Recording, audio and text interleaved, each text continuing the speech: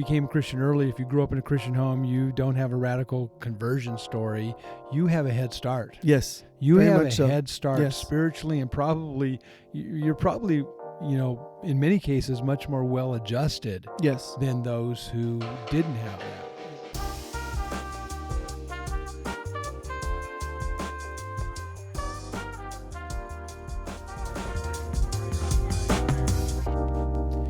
In a culture that often celebrates rebellion, comeback stories, do you ever feel like your spiritual story is boring or not dramatic enough? Are there any benefits to having a bland testimony? This is episode 24 of season 2 of Unhurried, and I'm your host, Doug Kyle. For the next few episodes, we're kind of looking at the story of the people of God in the desert in the Old Testament. We're going to get a little sand in our sandals, learn some lessons from them, what they learned from both the hard way and the easy way there in the desert. Really, Moses' instructions to them in Deuteronomy are kind of, that's where we're grounded here in these next few episodes. So today I want to talk about the benefit of a bland testimony. And do you ever wish you had a nail biter, intense story about God's work in your life? Ryan, you're here with me in the studio. You kind of grew up in a Christian home, a Christian environment. So growing up, but did you ever envy those who had these kind of crazy, wild stories of coming to faith, or did you always appreciate the fact that you didn't have that? Yeah, I appreciated it later. Now that Mandy and I have started to have our own family, right? I appreciate it now that my mom was so, diligent in taking us to church every week and making sure that we were a part of our youth group, and then also a part of the bigger church, as a whole. And so, I kind of, when I was younger, I envied the, come to Jesus moment that's so often so many people do have, But now older in life, I've come to appreciate my upbringing. I've seen that a lot over the years of just people sort of envying those who have these dramatic conversions, especially teenagers. In those years, you kind of wish your story wasn't so vanilla in some ways. Yeah, for sure. But especially in a culture that sort of, we highlight the comeback story and these crazy dramatic turnarounds. Yes. You can feel like our spiritual story is a little boring, not dramatic enough. Yeah. And today I want to talk a little bit about the benefits of a bland testimony. My mom would make fun of me because she said that I did, however, accept Jesus probably 20 times over. Yeah. Because anytime there was an altar call at the church, or, anytime our pastor would, if you want to accept Jesus into your heart, and I would always raise my hand. And so there's so many times my mom would pushing my hand down, and I would just tell her, I want to make sure it's stuck, little 6-year-old raising his hand. I'm backslidden, Lord. I'm coming back to you. I'm so far away. This radical, wayward son is coming home. Exactly. The prodigal returns. The prodigal returns. At 6 years old. However, we went to the same church, forever. So it's like, we know. And, Ryan. Put that hand down, Ryan. I see you, and put it down. You're only 5. You can't accept the Lord another 14 times. Exactly. Yeah, my mom teases me still to this day. Well, we're going to go into that a little bit. Sure. I think it's an interesting topic and something that people don't really give enough time to. So I agree. But before we do that, exciting day. We have our first hat giveaway. Nice. So our plan last week, you and I kind of came up with it as we were talking, that if people left a comment on YouTube or send us an email at unhurriedpodcast@gmail.com, that they would be entered in a drawing. And we had a number of people that did do one or both, and we said that you could be entered up to 3 times. There's a few people that stuffed the ballot box a little bit to make sure they're in here. So, which is fine. We told them they could do it up to 3 times. So today we are going announce the first winner. Nice. So I think that's really exciting. You're gonna Cool. I want to have you part of Sure, how we sure. we select the winner. But setting that up, so we were at Mostra Coffee, Cindy and I, the other day, and I feel like when we started this podcast, we told people to count the number of times C.S. Lewis or Larry Osborne was mentioned. Well, we should have thrown Mostra in there because Mostra comes up a lot. It does come up a lot. All right. So not a sponsor, but we were at Mostra Coffee, and this and Cindy was wearing an Unhurried podcast hat, cap. Cool. Yeah. And the guy behind the counter saw her hat and go, "Oh, cool hat. I really like that hat." And then he looked more closely and noticed it said, in fine print underneath, "With Doug Kyle," Unhurried, big letters, and then "With Doug Kyle," small letters. He goes, and then he looked over at me. He goes, "Oh, that's you." And he goes, "Where do I get one of those hats? I'll buy one from you." Wow. And I said, "Well, that's nice." He goes, "Yeah, I want to support it. That sounds great." He knew a little bit about the podcast. Yeah, I want to support it. I'll buy one of those. They're cool looking hats. I said, "You can't buy them. They're not for sale. Right. You have to win it in a drawing." Yeah. Yeah. And he goes, "Oh man," I go, and I started explaining. He goes, "Man, I would wear it here at the shop. I would promote it. Everybody would hear about it. The cash registers, they come in, they'd see it." And I said, "Well, yeah, you can't really buy one."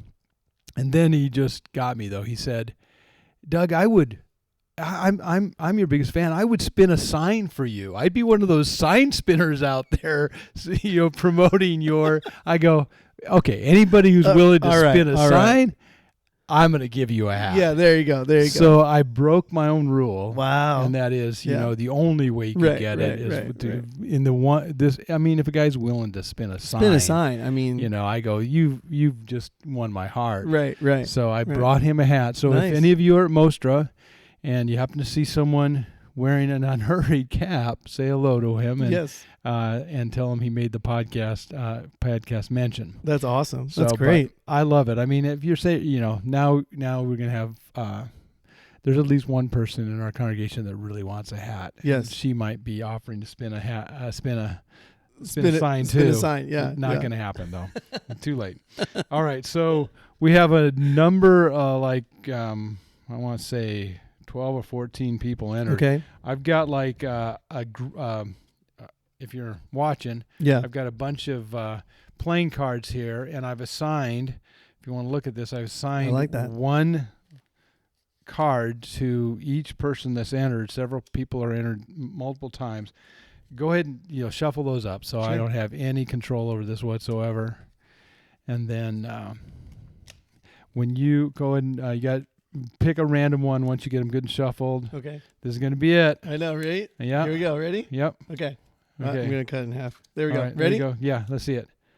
Oh, the 2 of diamonds was assigned. I'll just give you the first name. Sure. Was congratulations to Carol. Congratulations, Carol. Carol. There's that might be too broad because there's so many Carols in our church. But Carol, you know who you were because you sent us an email.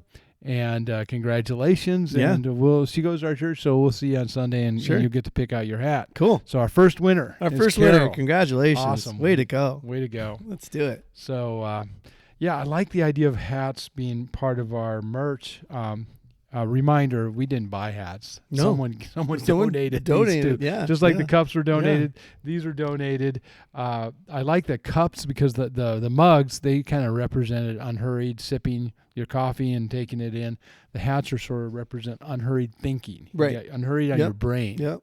I like that. I like that. Good. So Carol, wear it and think about our podcast as you wear it. Right. Like almost as a bucket hat. As a bucket hat. Yeah, kind of, you just put it on top, put stuff in the bucket. Stuff in the, exactly. Put it in the bucket. All the things we talk about go in the bucket of your head. There you go. And you dwell on it. Think about it and reflect on it. Yes, very much so. All right. Before we get into the topic, you had something for me. Yes, I do. Okay. I don't know what this is. I know you don't. All right. So this came to me over the weekend, and I was going to send it to you. Okay. But then I thought, I want your live reaction to it. Okay. All right. So this is from Phil Wickham. he just posted on his Instagram. Yeah. And like we were saying earlier, whoever's keeping a tally of how many times C.S. Lewis is brought up, right. we got to add one more. Phil Wickham, because you bring him. He's your. When did you accept Phil into your heart?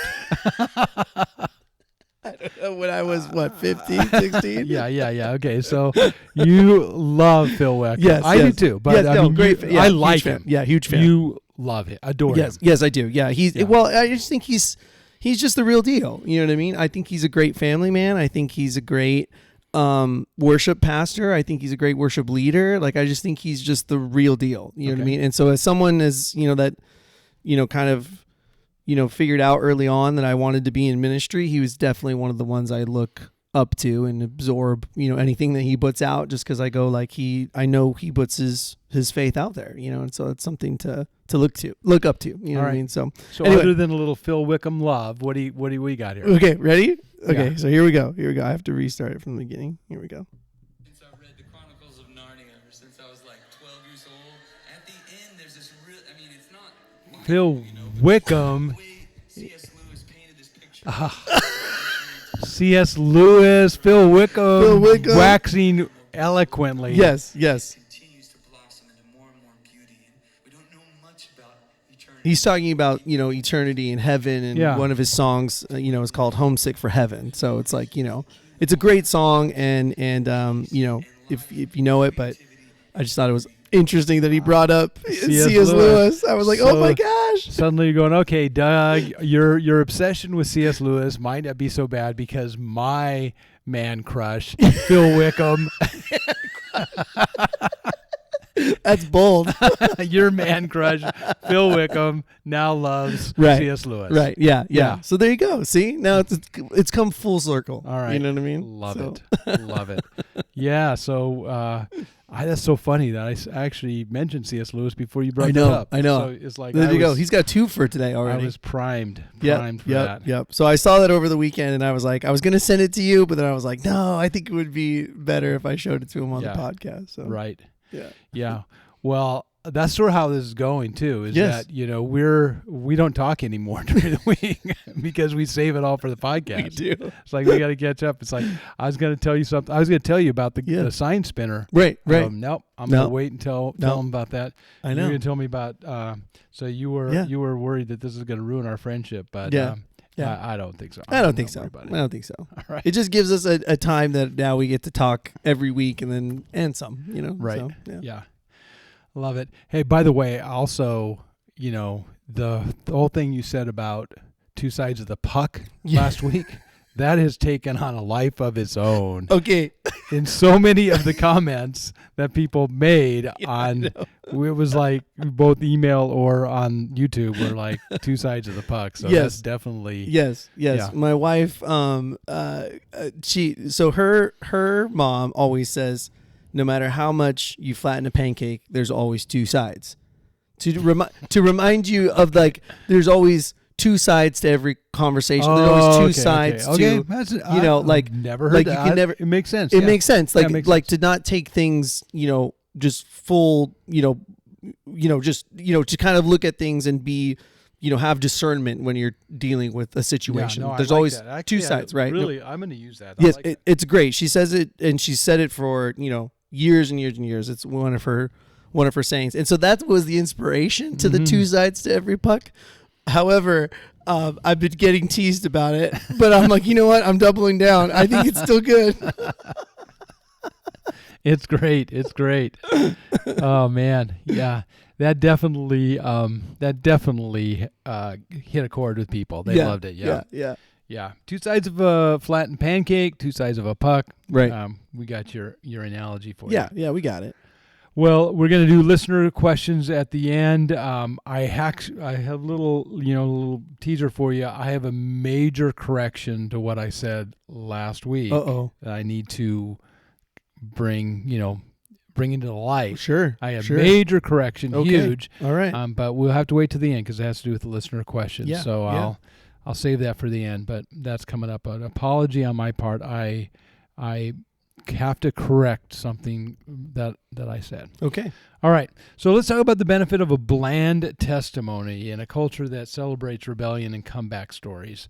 I don't know. I feel like, there's times if you don't have this radical conversion, if you didn't have this huge come to Jesus moment that had this 180-degree turnaround, it feels like, well, maybe, my stories, I wish I did. Maybe it's not as dramatic enough. Teens often feel that way. I think part of it is like they feel like their life is boring because they didn't get to experience that side either.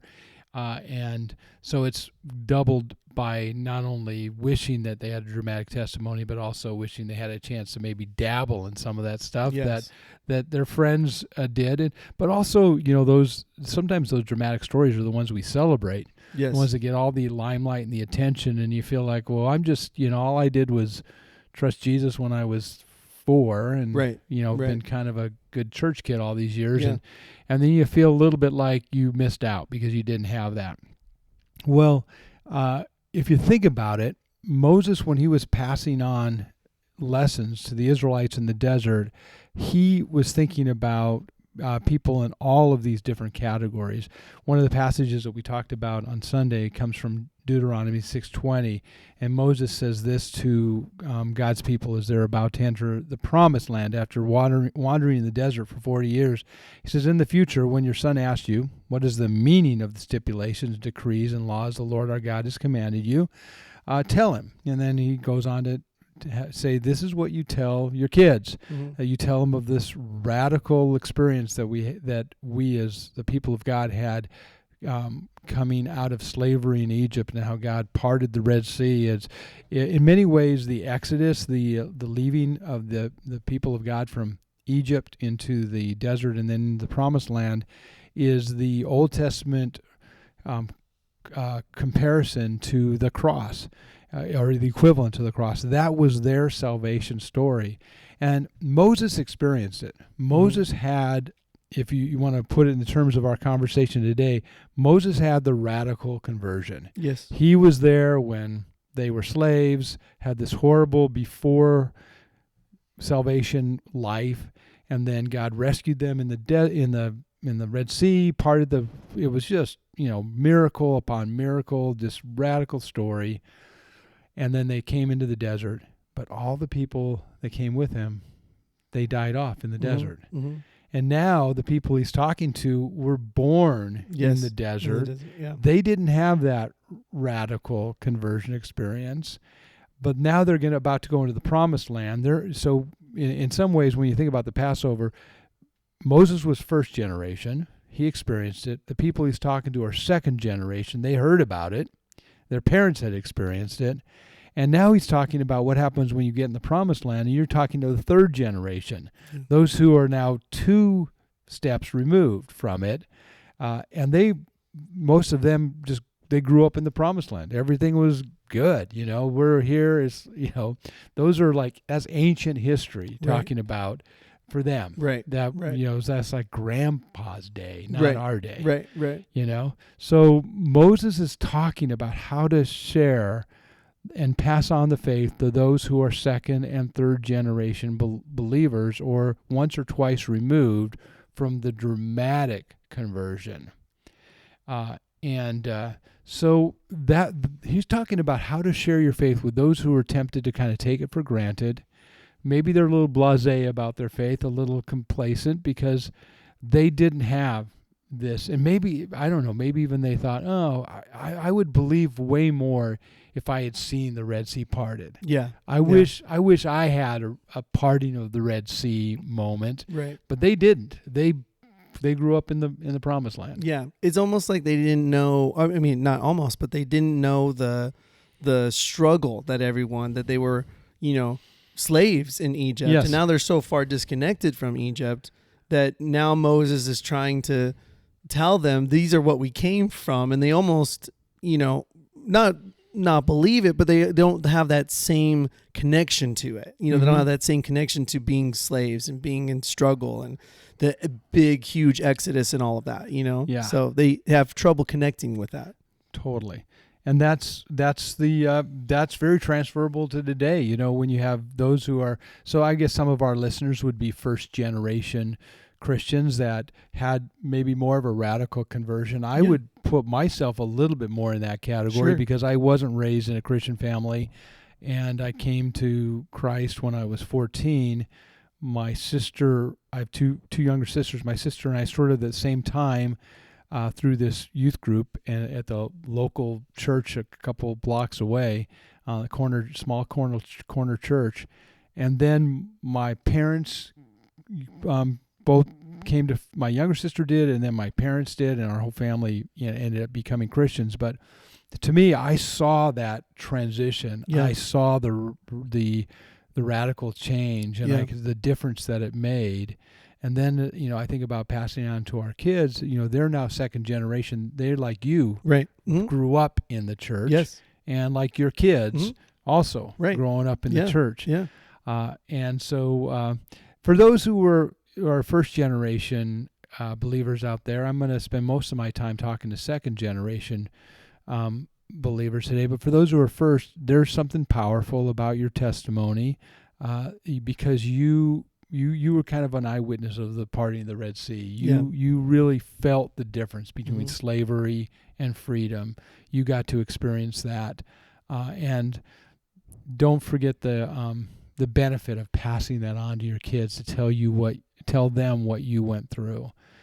For me, it was important to always let our kids know my testimony. Yes, and I think if you have that testimony, that's great. But if you're a second or third generation believer, you didn't see the Red Sea parted. You just hear about how great God came through for your grandparents or your parents. There's some great benefits for that, and I want to list several for that. Amazing benefits. These are the benefits I think our kids have, you have, your kids have as well. And these are they. First of all, whenever you hear those great stories about salvation and dramatic conversions and maybe they were into drugs or they were into this wild lifestyle or they were celebrities who were living on the edge of reality or whatever. No one talks about the scars and the residual trauma of a radical past.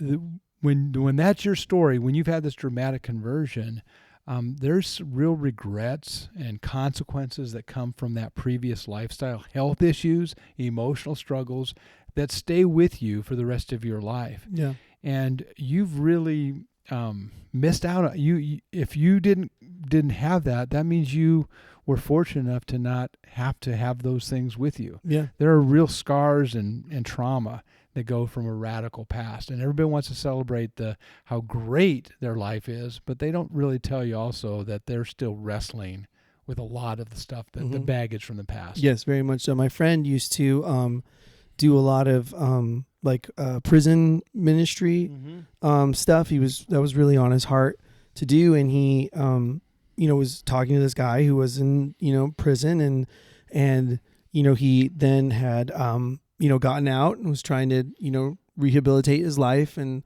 make changes in his life, and so he told me this story that someone had robbed the church and had taken a bunch of equipment and taken other things, and obviously looking for money or things to sell, and so he called a few people from the church, and they were had to kind of come down and put a police report and all these things together, and so he says he went back home, and he's at home, and he hears like a knock, like around this is late at night, probably close to midnight, and it's this guy who he was ministering with, who has now given his life to Christ, and he goes, "I heard the church got robbed," and he goes, "Yeah, he's like, we made a police report, and they're gonna try and see what they can do, and this and that," and he goes, "Well," he goes, "I know I'm trying to change my life," he goes, "but I can call some people and we can find out who did this," and he goes, "Please do not do that."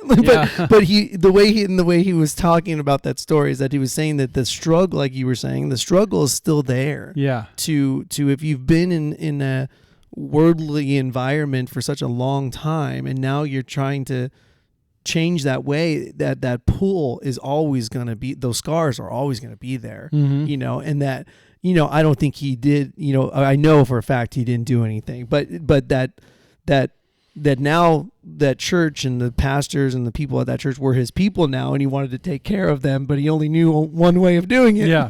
So, That old world, that old way of operating is still a part of your makeup. Very much so. It's still, for most people, they're going to struggle with that the rest of their lives. Very much so. It's going to impact them. Yeah. Even though we feel like, in Christ you're a new creation, but the old life still is kicking. It still pulls. It still pulls. Very much. And so if you're a second generation, third generation Christian, you probably don't realize the benefit you have for just because you don't have to deal with that. No, you don't. That's not part of your story. Yes. And it's not part of your struggle. No, it's not. No, yeah. It's not. Your story shows that God's grace isn't just about pulling people out of the pit. It's also about keeping people from falling into one. And it's you actually got to experience this protection. Yeah. That from the early stage rather than the late stage. Right. In fact, I was going to tell the story later, but I'm just going to flip ahead and tell it Okay. because I think it ties into what your illustration right there as well. So one of the things I said on Sunday morning was I wanted people to think about their own spiritual faith story, how how they would share that with others and how they would pass that on to their kids or the people that they care about. And one of the things I asked is, what difference has Jesus made in your life? Well, if you're a first generation Christian, if you've had a radical conversion, that's an easy question. Oh man, it's a huge difference. You could just night and day. But for second generation Christians, those who don't have this dramatic conversion, maybe they became Christians at a really young age. Sometimes they feel like, I don't know. It's like you as a 6-year-old giving your life to Christ, and I gonna give up all my wild ways. Right. I had 2 sips of Coca-Cola rather than 1 or whatever. It's like, what did you do wrong at 6? You know. But you feel like the difference. But I also said another way to ask that question is, what have you been spared from? And that comes right from the Deuteronomy 6 passage where Moses is talking to the people.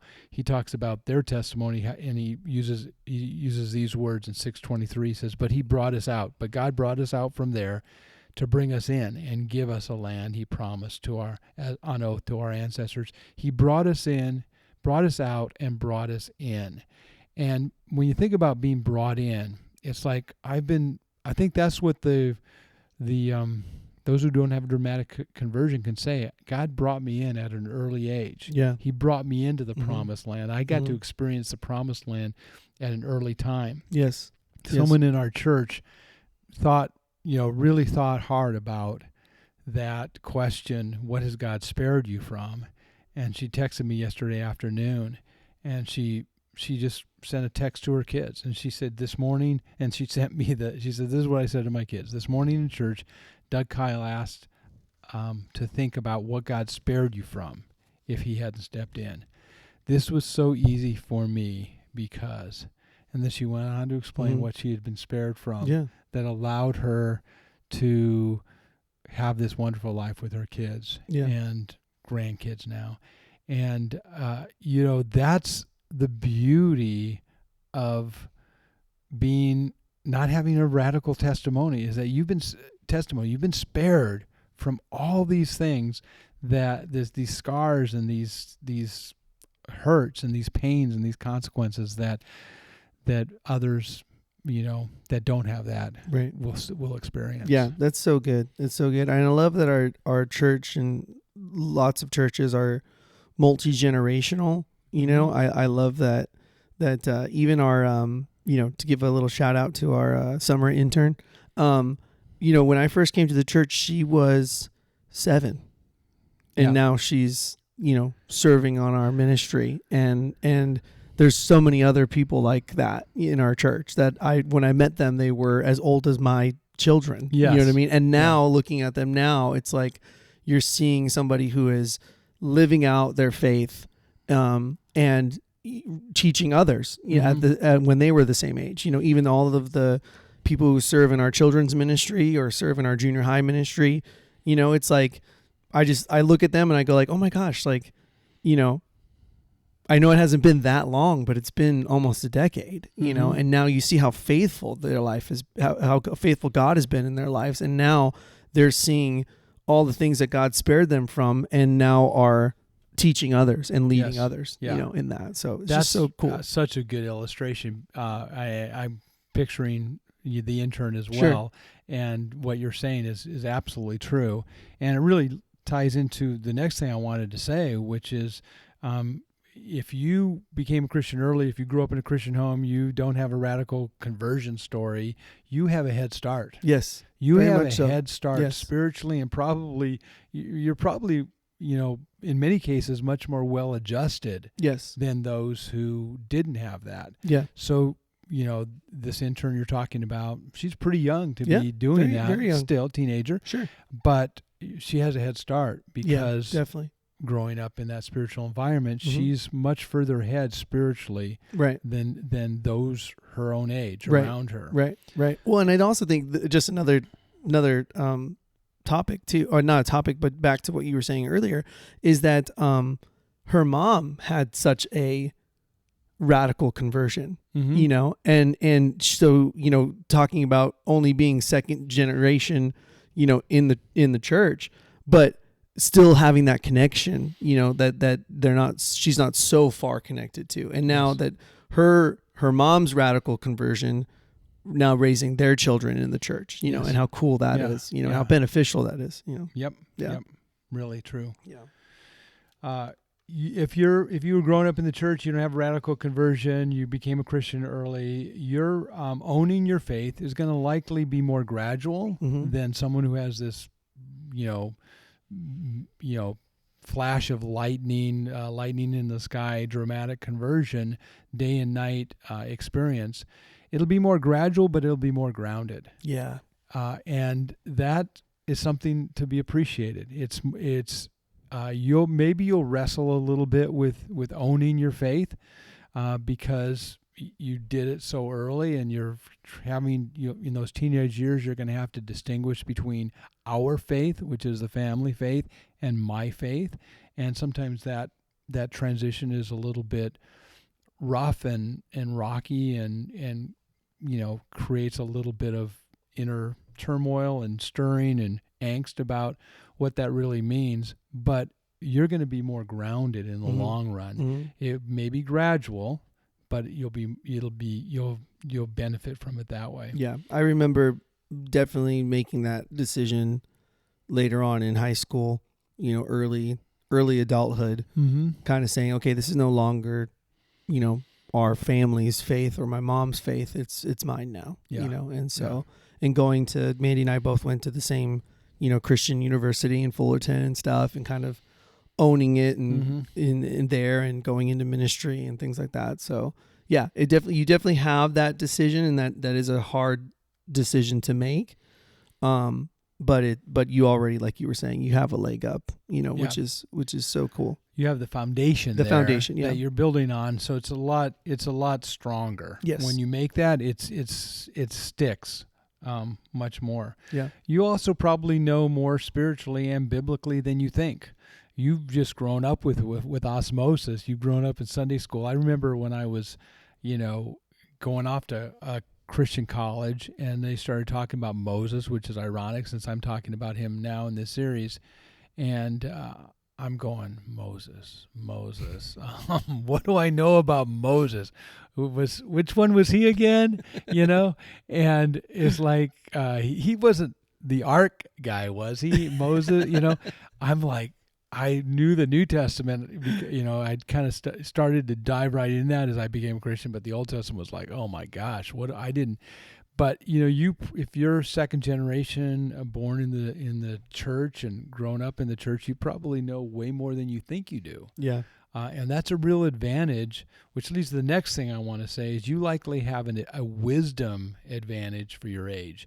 You're probably wiser. Not always the case, but in general the case, you probably got some wisdom because of that Mhm. backlog of information and biblical foundation that you've been given that you just take for granted, and you Yeah. don't know.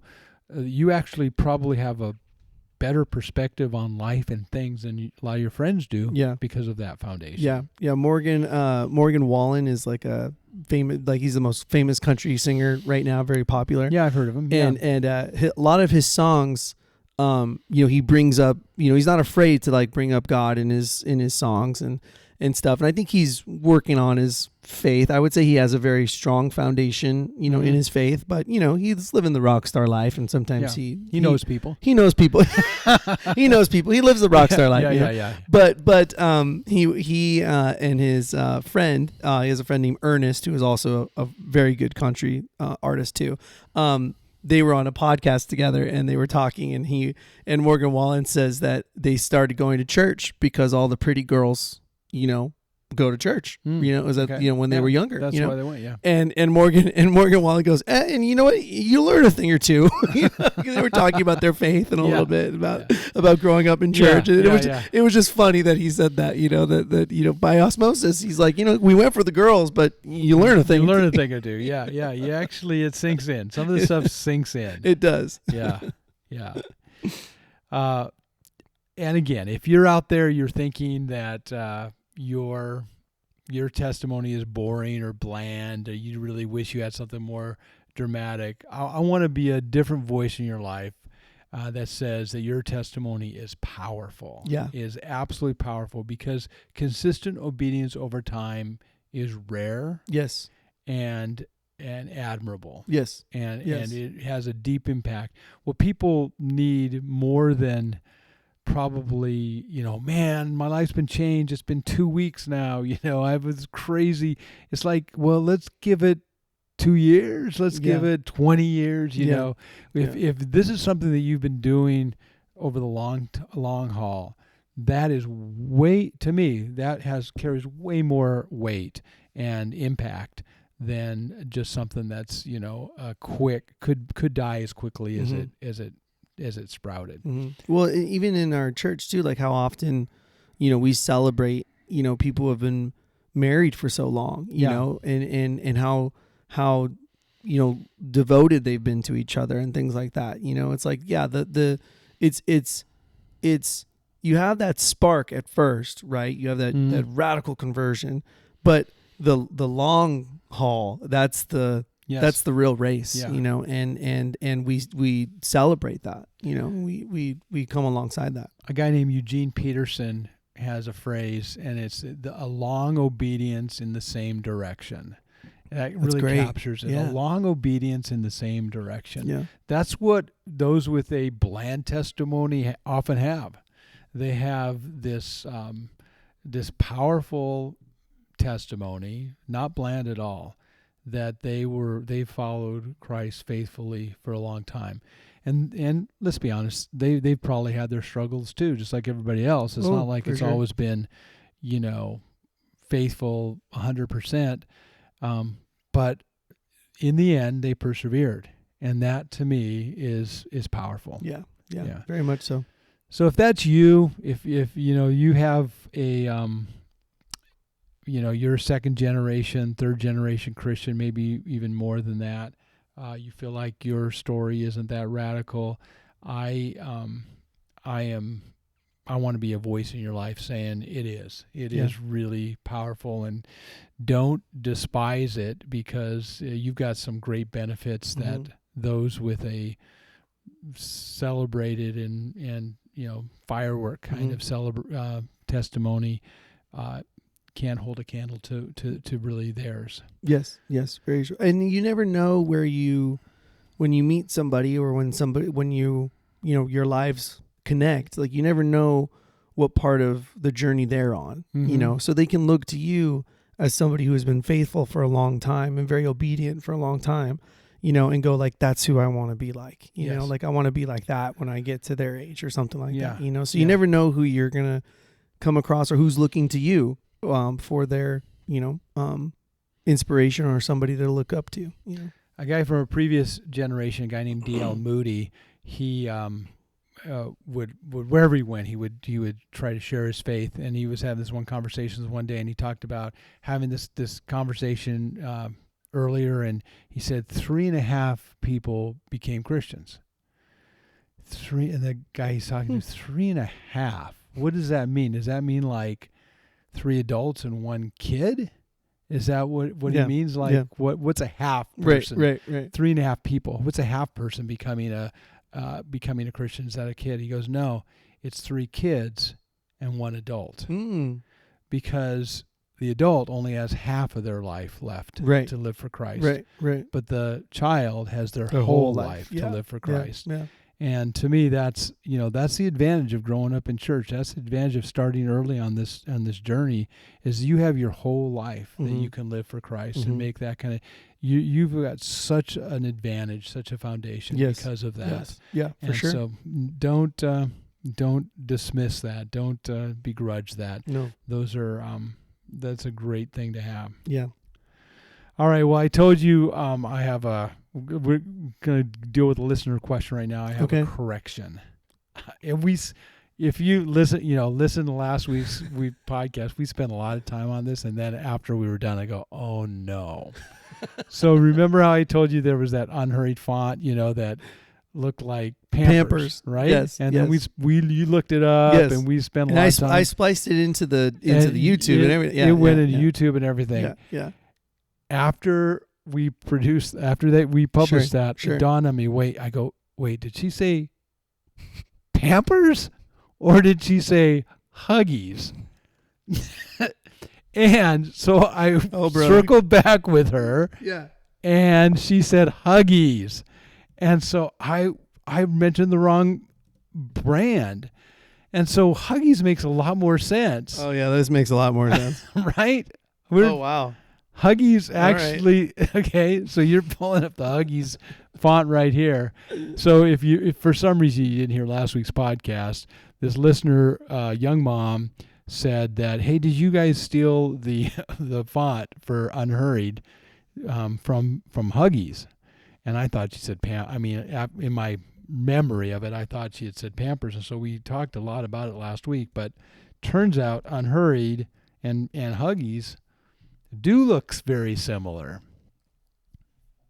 They do. Right? I'm trying to pull up our podcast and I can't find our. It won't pull up. Hold on. If you can't find our podcast, we're in trouble. I know. What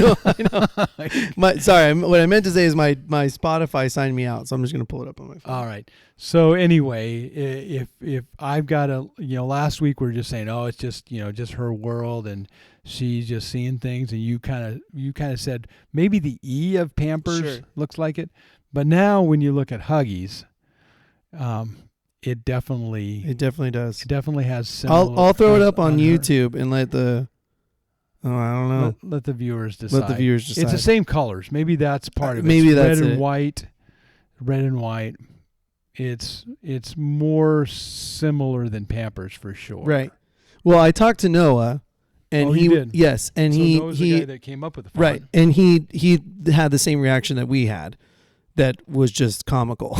Like there's no way. Like there's just no way. Like he's not in that world at all. You know what I mean? So it would have never made the connection, or anything like that. Yeah. So and which is still true of Huggies. Which is still true. So, but anyway. Yeah. That's funny.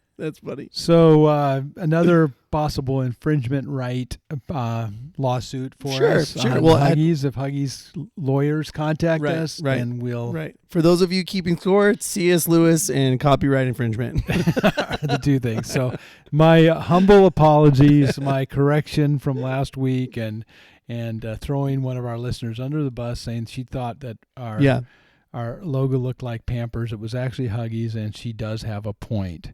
And so I am going to, that's my correction for today. So that's really what I wanted to deal with listener questions, is just kind of correct that one. Once again, we gave away our first hat today. Yeah. You've got one right there. Sure. I've got one on my head right here. This is the gray corduroy version, which I'm loving. So thank you to the donor who made these. I know he's listening, and or had them made, I should say. If you want to get a hat, just a reminder, we've probably got 7 or so more to give away. We'll give away one every week. All you have to do is leave a comment on YouTube. Yeah. You can leave up to 3. 3 total, right? total. And you can do it either on a comment on YouTube, or you could do it through the Unhurried Podcast Right. at gmail.com Right. email. Yep. Either way, one way or the other, you can get in there 1, 2, or 3 times. If you're not interested in hat, I'd still love to have you leave a comment. Yes, yeah, that would be great The too. comments were great. It was I nice, know. other than the ones about the 2-sided puck, which were funny too. But they were great comments. Right. It was really encouraging. Have you looked at them? Yeah, I have. Yes, Yeah, no, they were great, but Yeah. I was just like, it was just funny because I was like, I think people understood what I was trying to say. Oh, You know they what I mean? totally So, did. Right, Yeah, right, they right. totally did. Yeah, you know. we had fun with it, so they had fun with it. Right, So, exactly, yeah. exactly. Yeah, yeah. Exactly. So, I'd love to hear your comment, your questions. Leave us a listener question too, if you like, because we'll try to address that Sure. on this podcast as well. Yes. So, Yeah, I actually did have because we shared too about humble beginnings with getting a bucket of popcorn for $6, yeah. And someone at church yesterday came up to me and he shared a really cool story about how when he and his wife were he had just gotten stationed overseas, Mhm. and so they had gotten married so that they could stay in the military housing, but he's like, they don't give you a lot of stuff, Yeah. or a lot of money, when you're first starting out in your career. And so he and his wife knew that there was a little pub down the street from their base, and they knew if they could save up enough that they could go to this little pub and split a meal, Mhm. together, Yeah. and he says that they talk about that all the time, that they Nice. just talk about how they were young and married, and he's in the military, and they were overseas, and it was just the two of them, and they got to share a meal together. Yeah. And so, it was cool that we got to, remember that. I heard it.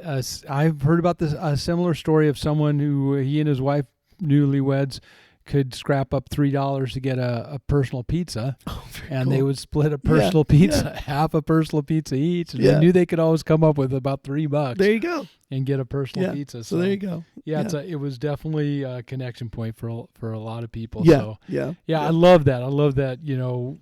Our podcast is kind of spurring some conversations, Yes. get people Yeah, thinking, for sure. and For sure. so we want to hear about that too. Yes, we do. The big message here, I think, from Ryan is we love hearing those stories. Yes, we do. So leave a comment, send us an email, talk to us in person. We would love to hear. And if you're listening from outside of Southern California, send us a comment too. I'd love to know where people are listening from, especially because we're less likely to see you. But if you win a hat, we'll send it to you. Right. We'll get it to you. We'll get you. We'll Yeah. get it to you. I mean, wouldn't it be great to have the Unhurried podcast hat in Idaho or Yeah. New York or That would be Florida or somewhere overseas? cool. Yeah, that That'd would be cool. great. All right.